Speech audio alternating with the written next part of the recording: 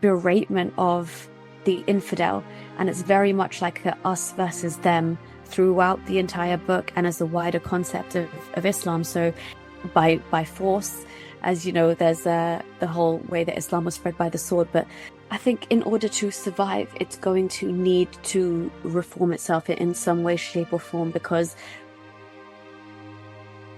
what was it about Islam and you reading and researching Islam that made you go, this isn't the religion for me?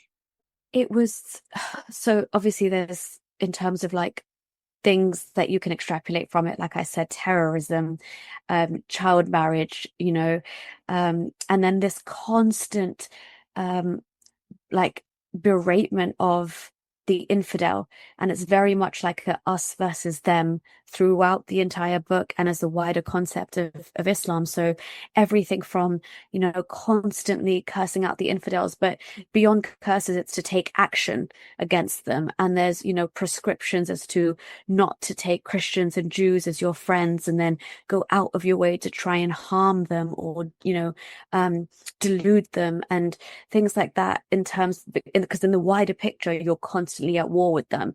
Their lands are not lands where Islam thrives, so they're in a state of Dar al-Harb, which is the house of war, and you need to bring them into the state of Islam, which is, according to Islam, the natural state of every human being. It's our natural disposition. So it's just got everything from justifying slavery, including sex slavery, and doing things to non-Muslim women, for example. And again, we can think of all the connections and how that plays out in society as well that we've seen.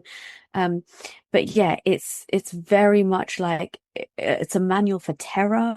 It had extremely misogynistic elements to it and actual cause for sexual violence. And as I said, a wider kind of hatred towards the infidel, so that you can never, ever, I understand why it's impossible for most Muslims who follow that down to the T to assimilate and integrate, because everything about that says you are different, you are pure, you are clean. They are the worst of creatures, and they are, eternally deluded. They were given the message, they corrupted it, and it's on you to kind of by force. As you know, there's the whole way that Islam was spread by the sword, but the whole idea is to convert them or subdue them, and essentially in a perfect Islamic state, have them pay jizya just to exist underneath your subjugation. I've seen some videos online of Islamic scholars talking about how they fear the internet, how they think the internet and social media could potentially destroy Islam. And that's because all the information you need to know is online, regardless of the topic. The internet has been one of the wonders of the world, that now the whole knowledge of the world is in your pocket, in your phone.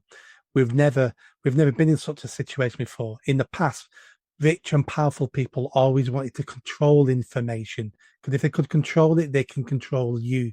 The church did it. That's why our Bibles were all in Latin until the printing press and stuff like that. Do you think a reformation of Islam is coming? Do you think a modernization of Islam is going to come, driven by the internet? I think in order to survive, it's going to need to reform itself in some way, shape, or form, because the speed at which, knowledge and actual sources of Islam are being put online and translated from Arabic, as you said, the same thing that happened with Latin, it's now accessible to the masses. And what they're seeing is that even in countries where there's no official figures, lots and lots of young Muslims are questioning, or they're just thinking that Islam is too outdated and it's not keeping up with modernity. And so questions are going to arise. And now these questions are being televised and YouTubeized and all of these things. So there's there's definitely a change. If it wants to survive as a religion, they are going to have to really try and catch up with modernity, because pure Islam in itself, I mean, you've seen like there's videos of the Taliban just recently breaking up instruments and saying this is a Western invention, yet they're filming it on their mobile phones and uploading it to more Western inventions like the internet. So it's it makes no sense, but that's how kind of regressive their teachings are. And um as you said, now it's like it is, it's a young thing. So I think it's up to the young people now to kind of decide for themselves how they view their Islam. And you're seeing a lot of people kind of make Islam their own. That's what I'm seeing, a lot of cultural Muslims who, they sometimes wear hijab and the next week they're out partying, and that's okay. They can rationalize it in their own mind, and each to their own. But I think as a religion itself, pure Islam is never capable of reform. So you're always going to have that kind of stagnant Islam, or the pure Islam, which is, going back to the ways of the Prophet, the kind of Salafist Islam wanting to maintain its control. But then, as you said, the internet is all powerful.